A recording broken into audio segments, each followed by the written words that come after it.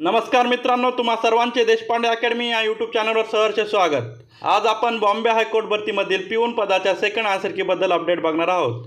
परंतु त्या अगोदर जर तुम्ही आमच्या चॅनलवर नवीन असाल तर चॅनल सबस्क्राइब करायला विसरू नका व बाजूला दिसत असलेल्या बेल आयकॉनला प्रेस करा, म्हणजे सर्वप्रथम आमचे व्हिडिओ आपल्यापर्यंत पोहोचतील। चला तर मग कुठलाही वेळ वाया न घालवता सुरुवात करूयात आजच्या व्हिडिओला।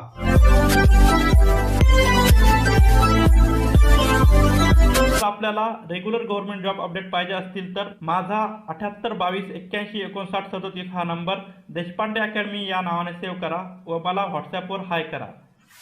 आपला पर्सनल गायडन्स प्रोग्राम परचेस केला तर तुम्ही फायद्यात असू शकता आणि तुमचे पैसेही वाचतील आणि तुम्हाला परफेक्ट मार्गदर्शन मिळेल।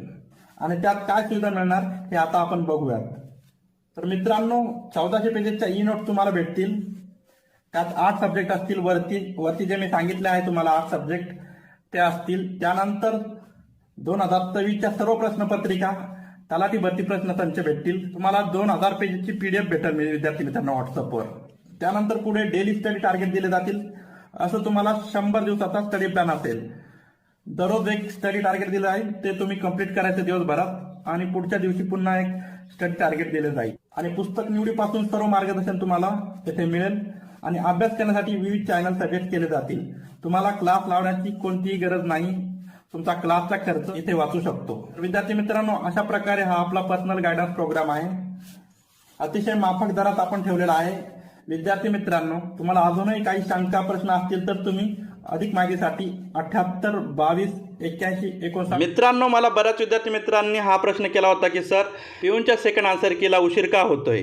तर याच प्रश्नाचे उत्तर म्हणून मी हा व्हिडिओ तयार केलेला आहे। विद्यार्थी मित्रांनो, बॉम्बे हायकोर्ट भरतीमधील शिपाई या पदाची फर्स्ट आन्सर की ही 29 एप्रिल 2026 रोजी प्रसिद्ध करण्यात आली होती। त्यानंतर काही दिवसापूर्वी क्लर्क आणि चालक या पदाच्या सेकंड आन्सर कीज प्रसिद्ध करण्यात आल्या, परंतु शिपाई या पदाची सेकंड आन्सर की अजूनही प्रसिद्ध झालेली नाही। याचे कारण असे आहे की कल्याणमधील एका सेंटरला सेकंड शिफ्टचा पेपर हा फर्स्ट शिफ्टला देण्यात आला होता, त्यामुळे त्याची कंप्लेंट ही उच्च न्यायालयात करण्यात आलेली आहे। आता मित्रांनो, या प्रकरणाची चौकशी चालू आहे व त्यानंतर उच्च न्यायालय निर्णय घेऊन सेकंड आन्सर की प्रसिद्ध करेल। तर मित्रांनो, याच कारणामुळे सेकंड आन्सर कीला विलंब होत आहे। तर मित्रांनो, अशी ही माहिती होती। अशाच माहितीपूर्ण व्हिडिओसाठी आमच्या चॅनलला सबस्क्राइब करायला विसरू नका व व्हिडिओला लाईक व शेअर करत जा। पुन्हा भेटूयात पुढील व्हिडिओत। तोपर्यंत tata, bye bye, see you, जय हिंद, जय महाराष्ट्र, धन्यवाद।